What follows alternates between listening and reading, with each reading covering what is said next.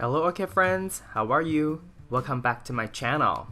If this is your first time watching my video, my channel is all about orchids. From what orchids I have, how I grow them, my thoughts on certain orchid topics, to what orchids in my collection are blooming, etc. So if you want to follow along my orchid hobby adventure, please consider subscribing to my channel and turn on the notification. Today's video is more or less a request video because many of you has asked me to talk a little bit more about how I drill holes in the cup and where I drew those holes in the cup to do this cup mount, but then also specifically how do I water orchids that are grown in this particular method. So this video is all about that.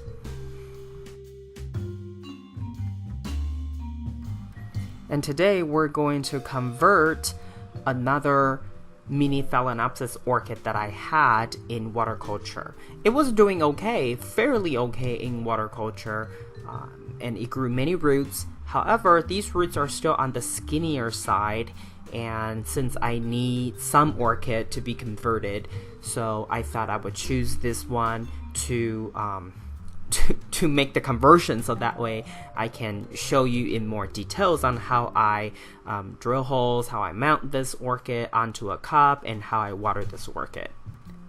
And of course, I took advantage of this opportunity to further inspect the root system, and I definitely use my scissor, a sterilized scissor, to trim off some of the dead roots or roots that I knew just wasn't going to make it. And this is the final product. And by the way, for those of you who are new to this orchid hobby, it's important to sterilize your scissor before you cut your orchid, any part of your orchid. And after that, after the roots are all trimmed, it's also a good idea to use hydrogen peroxide or alcohol to spray onto the root and the stem area, essentially where I'm holding, so that way you have another opportunity to further disinfect, just to make sure that it's all clean before you put fresh new media onto it. To better illustrate where I use soldering iron to drill holes on the cup, I use a marker, permanent marker, to indicate where I will be drilling into. And it's actually quite beneficial using the marker because it would help you better pinpoint where your soldering iron should be going into. So it actually increases the precision of the exact location you want the holes to be on your cup.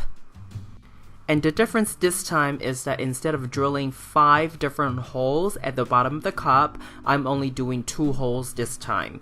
I'm trying to see if less holes would hold additional humidity around within the cup, which might help the orchid grow better. I don't know, this is just something I'm trying out.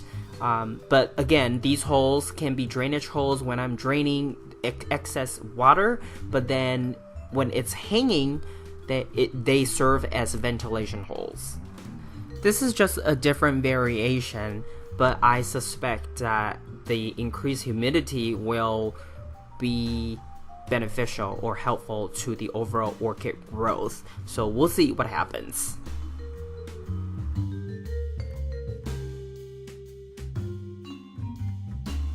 And the media I'm using is also sphagnum moss because it's very water retentive. So in a mount setup like this, I think it's going to help retain additional moisture for a slightly longer period of time.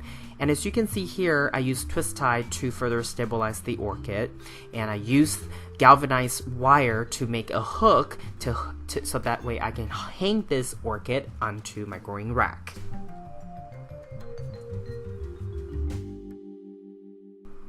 And this is what they look like on my growing rack.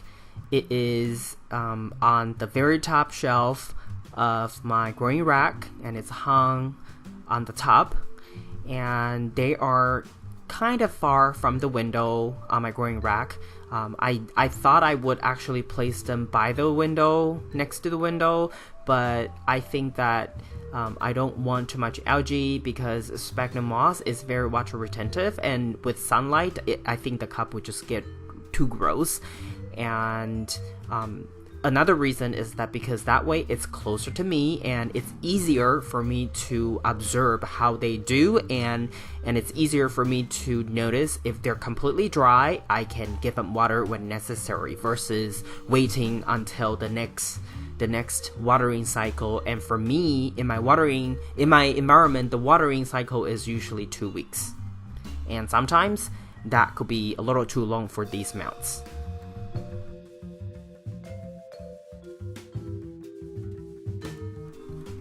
And this is how I water orchids grown in this cup mount method. Essentially, I use double cup and I tilt it so that way there is some water at the bottom, allowing the sphagnum moss to gradually, slowly wake up the moisture or the liquid. Sometimes it's just clear water, but most of the time it's water with fertilizer.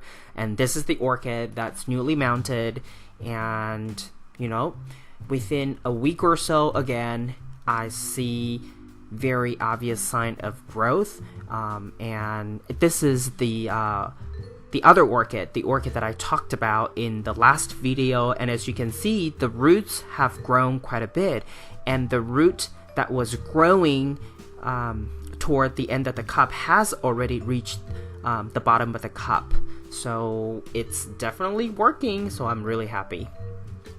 But when you're done soaking the orchid, you simply need to take the cup up, right? Remove the bottom cup, and then just let it sit there. Allow the drainage hole to drain the water, and usually, it's really fast, and then you can hang it up. But because of gravity, you would still have some water dripping, so I totally recommend that you have the cup right underneath it, or maybe like, a towel or some newspaper or something that can absorb the water, so that way this water is not dripping onto the orchid on the next shelf.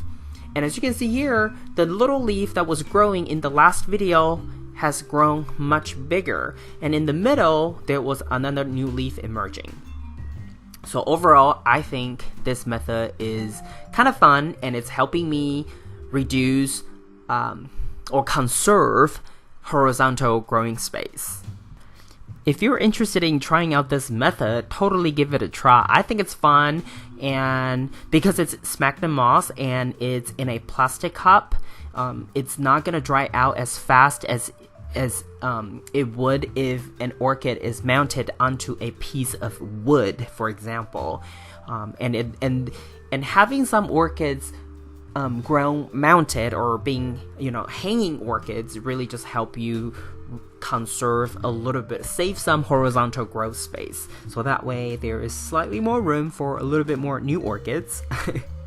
But anyway, it's just always fun to do some experiment. But one thing that I would want to remind you is when you do experiment, make sure you start with one, and if you see progress or what you're going to do differently, you can try another one. But it's always a good idea to try a new method, a new experiment with orchids that are easily replaceable, and also an orchid that's not too expensive, so that way you can sleep at night. Because to me, it's a hobby that's supposed to help you relax and decompress, and not something that would keep you up at night and make you worried. So always choose an orchid that you can easily replace, so that way if something goes wrong, you're not too sad. This is all I have for you today. If you like this video, please give it a thumbs up. And if you would like to get more orchid related videos from my channel, please subscribe and turn on the notification. I want to wish you happy growing, and I will talk to you in my next video. Ciao!